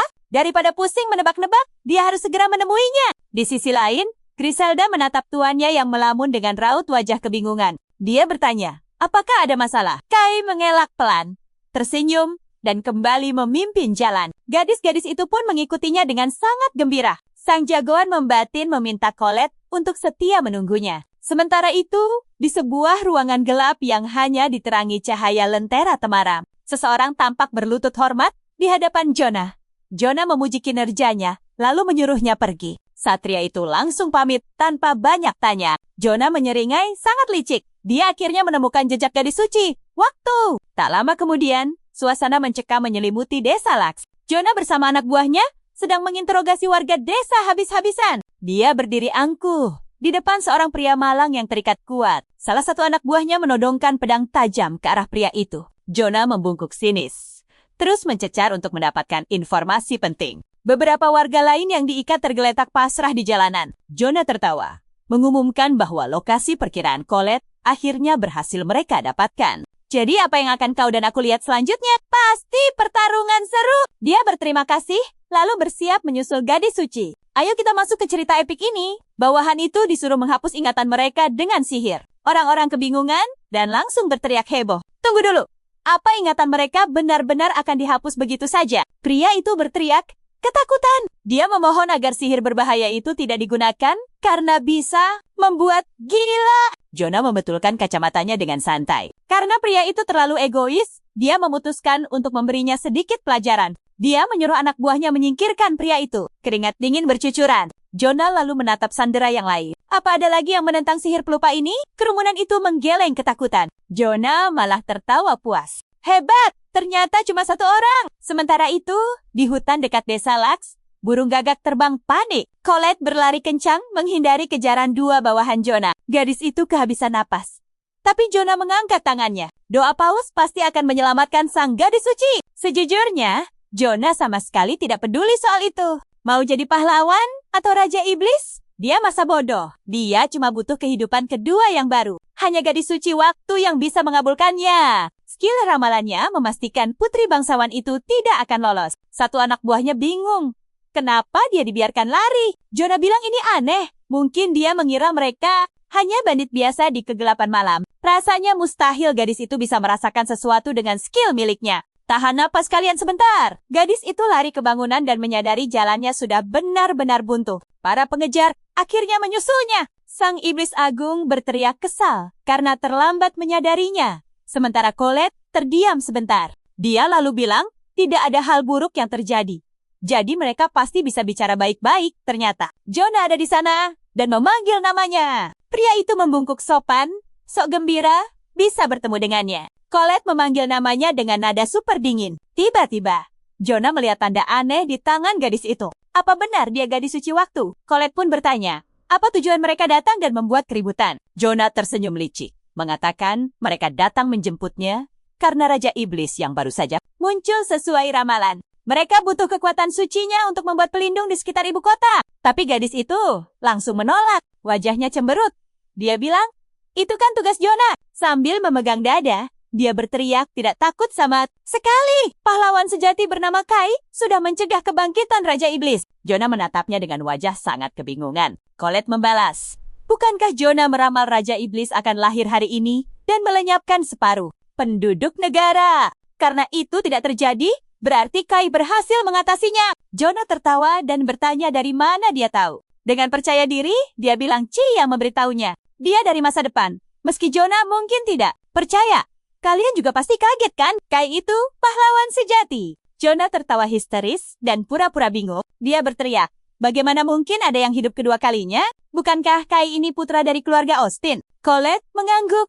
Mantap, Jonah bilang. Sayangnya anak itu hampir mencelakai saudaranya sendiri dengan kekuatan kegelapan miliknya. Dia juga melawan keluarganya, membakar rumahnya, lalu kabur. Colette berteriak kaget mendengar tuduhan gila pembakaran itu. Itu pasti bohong. Tapi Jonah berteriak ramalannya selalu benar. Dan Ki Austin adalah Raja Iblis jahat. Dia sama sekali tidak menyangka gadis itu malah membelanya. Colette menjerit ketakutan melihat apa yang terjadi. Pria itu menunjuknya dan menyuruh pasukannya mengikat gadis itu. Jonah berpikir Kai yang punya kehidupan kedua adalah ancaman besar. Dia sadar hubungan Kai dan Colette sangat spesial. Kalau dia menjadi sandera Kai, tidak akan berani menyerang. Dan kalau semua lancar, mereka bisa memeras informasi darinya. Colette menyuruh mereka, berhenti! Jonah masih sangat yakin dia akan menang. Karena gadis suci waktu adalah kunci kehidupan keduanya. Hari di mana dia menguasai dunia sudah sangat dekat, tapi tiba-tiba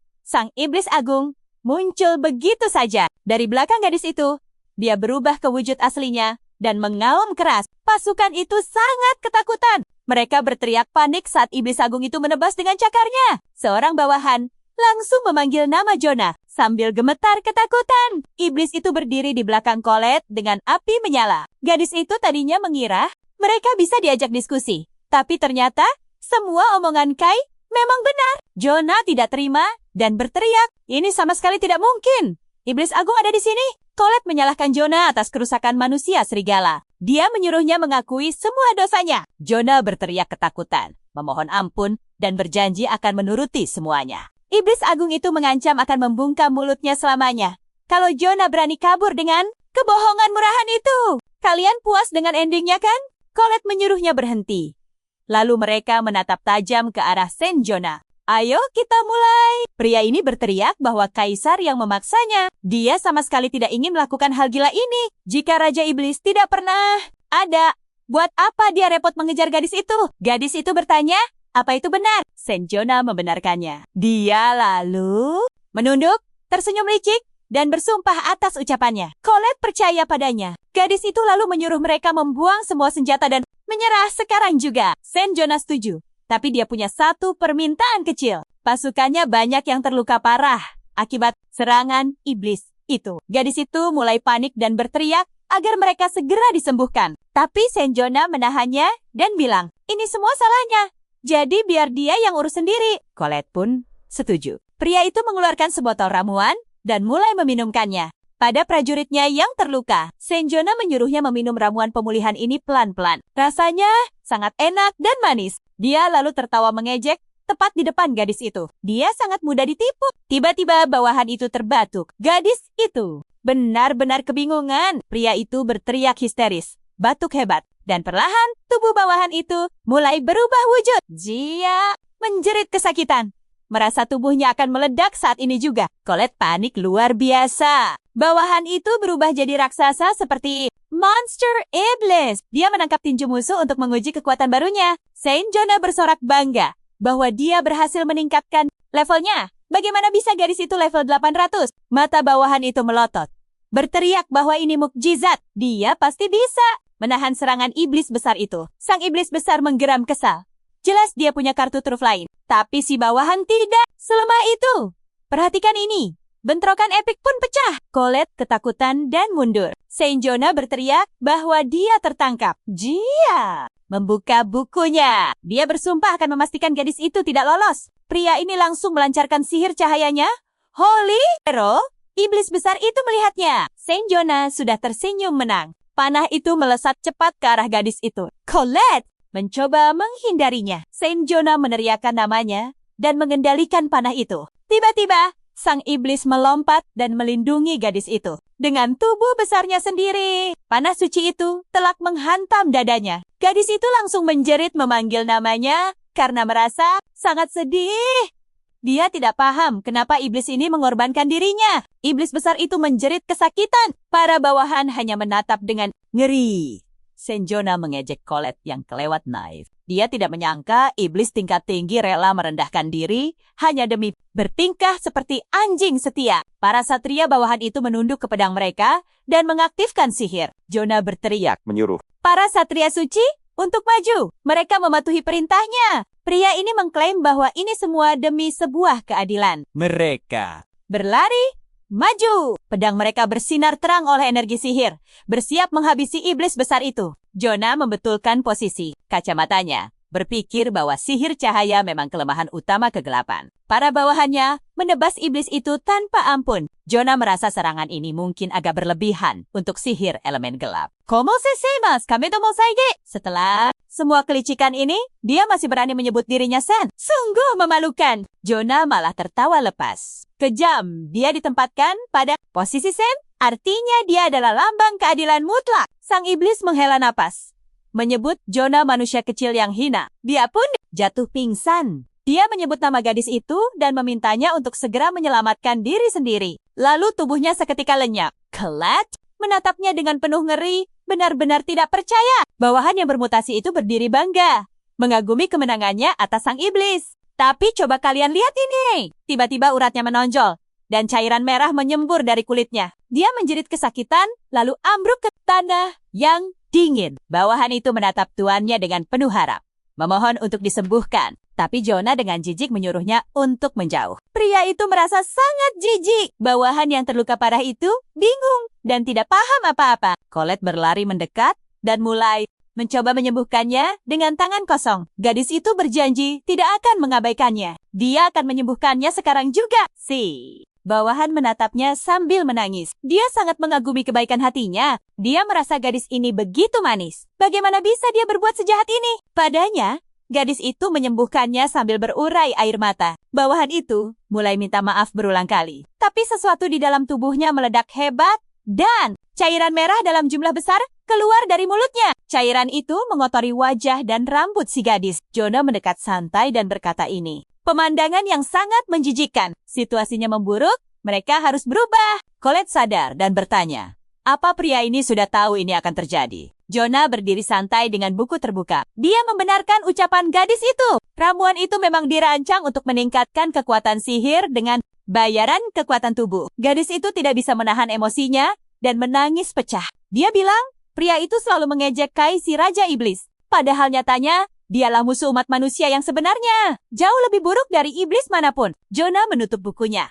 berkata bahwa dia sangat menyesal. Dia lalu duduk dan memeluk erat gadis itu, merasa yakin Colette akan menyukainya. Tapi Colette hanya menangis terseduh. Jonah berdiri dan memberitahu anak buahnya bahwa ada keadaan darurat. Dia berteriak bahwa gadis ini dilindungi oleh iblis, seorang pengikut setia dari sang Raja Iblis yang kemungkinan besar telah mencuci otaknya. Colette menjerit kaget mendengarnya. Jonah lalu berbalik perlahan dan menatap gadis itu dengan seringai jahat. Dea Miracle Skill Holy Chain mengikat gadis itu agar tidak bisa kabur. Colette memohon untuk dihentikan.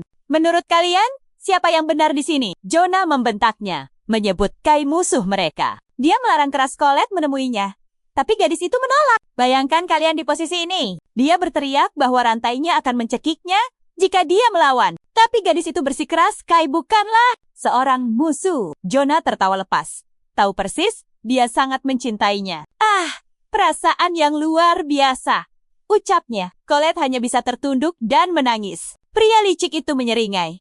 Bertanya-tanya, berapa lama cinta itu akan bertahan sebelum berubah menjadi penderitaan yang luar biasa. Dia pun tertawa, sangat histeris, sambil menatap bukunya. Sang gadis terus memikirkan kekasihnya, sementara bawahannya yang gemetar menoleh ke arah Jonah. Dia memohon untuk menghentikan semua ini karena gadis itu terlalu baik. Jonah menatap tajam, lalu melancarkan serangan panah ke arah bawahannya itu hingga dia tumbang. Jonah tertawa kejam, menyebut pria itu sebagai pengkhianat lainnya. Colette sangat terkejut melihat kekejaman itu, berteriak bahwa Tuhan melihat semuanya dan pasti akan menghukumnya. Tetapi Jonah malah tertawa tepat di depan wajahnya. Dia berteriak bahwa Tuhan menjadikannya orang suci. Dia adalah keadilan. Dan justru, gadis itulah yang akan dihukum. Perhatikan baik-baik. Rantai itu mengikatnya makin kuat. Sambil menangis, dia meminta maaf pada Kai. Jonah tertawa, puas dengan dirinya sendiri. Dia yakin, dengan kekuatan ini, Raja Iblis di kehidupan keduanya pun tidak akan bisa menghentikan rencana mereka. Permainan pun dimulai. Biarkan sang gadis suci menunggunya. Sesaat sebelumnya, Kai sedang berjalan pulang dari hutan sambil membawa beberapa kayu. Dia bertanya-tanya apakah gadis tercintanya sampai di desa dengan aman. Pikirannya dipenuhi oleh Colette. Sang protagonis akhirnya tiba di rumah dan memberitahu bahwa dia sudah kembali. Di dalam, sedang dimasak sup sayur dan daging yang sangat harum. Para gadis dengan ceria melapor telah menyiapkan makan malam untuk semuanya. Griselda memuji masakan Sasha yang tampak luar biasa enak, Kai. Menghirup aromanya yang menggugah selera. Karena terlalu sering memakai sihir perpindahan instan sepanjang hari, perutnya benar-benar terasa sangat kosong sekarang. Dia sudah tidak sabar mencicipinya. Namun tiba-tiba, rasa sakit luar biasa menyerang tanda di tangannya. Dia menjatuhkan kayu ke lantai dan mengerang kesakitan. Para gadis langsung panik dan mengkhawatirkan kondisinya. Kai menatap tajam ke arah tangannya dan menyadari bahwa energi sihir yang dia berikan pada Archdemon telah kembali padanya. Sang protagonis mulai curiga dan berpikir bahwa sang Archdemon telah tumbang. Dia langsung menghubunginya lewat telepati. Archdemon akhirnya merespons dan berkata bahwa dia mendengarkannya. Kai dengan panik bertanya tentang keadaan Colette. Archdemon meminta maaf sedalam-dalamnya kepada sang tuan, mengatakan bahwa gadis itu telah diculik dan percayalah padaku. Sang protagonis benar-benar syok berat mendengarnya.